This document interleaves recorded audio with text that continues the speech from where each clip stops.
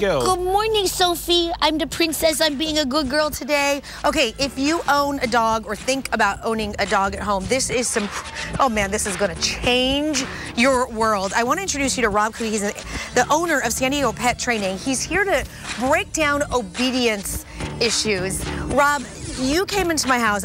Obviously, a lot of people will know Sophie. I've had her for about a year now. I've been struggling with her big time, and especially as this baby's getting ready to come. I called you and said, Rob, oh my gosh, I need some help. What is wrong with this animal? And then we started to realize that a lot of pet owners are doing this wrong things when it comes to their doggies.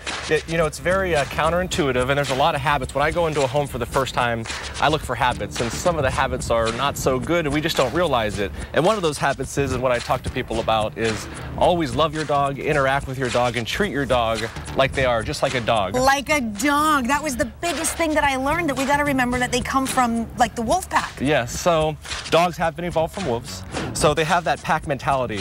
And one of those common mistakes that people make, and that's because, you know, Sophie, look at Sophie, she's so cute. You're so cute, baby.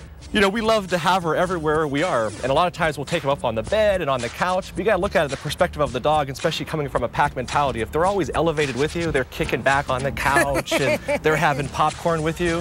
When it comes to teaching them something, it's gonna be a little bit harder. Yeah, that's because they'll look back at you and she'll be like, no, I'm not gonna do what you just said because Exactly. I'm the queen of this house. Yeah, we were just chilling out on the couch We were just chilling together. out on the couch. Okay, so one of the things that we were talking about is being able to gain respect from them, and by doing that, treating them like a dog. Yes. And then that's when you can get them to do what you want them to do. Yeah, so then another step that I would start to incorporate with the client is how to properly use a leash. So okay, a leash, can you show us? Yeah, and I'll go into one little quick spiel. Yep. So a leash never comes with instructions. It looks very simple. Yes. So a lot of times, one of two things happen. Either the dog pulls you down the street, yes, or we kind of walk the dog like this down the street. Right. So we want to use the leash properly. So I'm going to go ahead and I'm going to use this map here. Okay. And we're going to maybe travel down I-8. Okay, bye, Sophie. And I don't want to force Sophie, so we're going to try to walk together, and I'm just going to use the leash to guide her.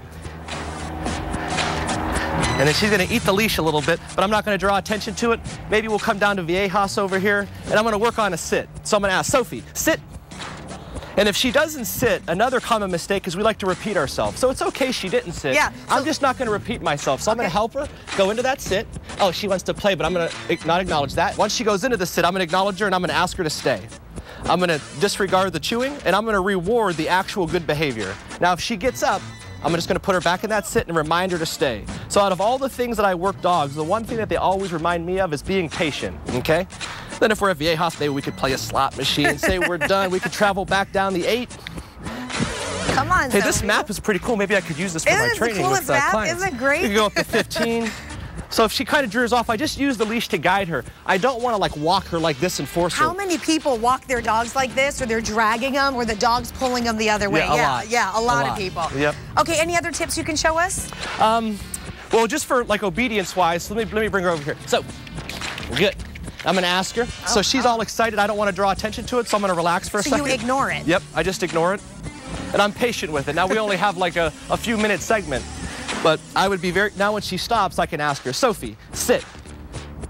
And if she doesn't sit again, I'll follow through. And it's just a light pull up. She wants to play right now, Rob. You see what I'm dealing with? But here's the difference, though. She'll know the difference in the long run because I don't draw attention to it. So you got to not draw attention and get angry and upset and frustrated because they feel it. Or usually when they get emotional, we get emotional. Yes. Usually we would be chasing her across the map and diving on her and trying to catch her. And she's like, yeah, this is the best thing ever. So it's all about being calm and sticking with it. Always follow through. So another great tip is, if you have a standard, if I want to work a sit or stay, so for example, I'm working the stay right now. Okay. She got up and I didn't release her yet. So I'm going to just gently put her back in this position.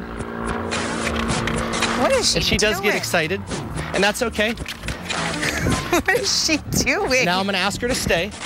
And another thing I want to teach her is, when I put a dog in command, I also take them out of command, so they start to focus. Right now, she's got a camera close to her. Yeah. There's an airplane going over, and she's on the map. But I'll just bring her over, stay nice and calm. So she's a great example of working with a dog who has a lot of energy. So this is great. Good. Stay. And then I'm gonna let her know when she could leave. So I would say something like this: Sophie, all right, now she can There walk she off. goes. Okay. Rob, I want to tell you, you have changed my home drastically since you've been in there, and we're getting control of our dog so we can keep her in her home. So thank you for being here and sharing this stuff.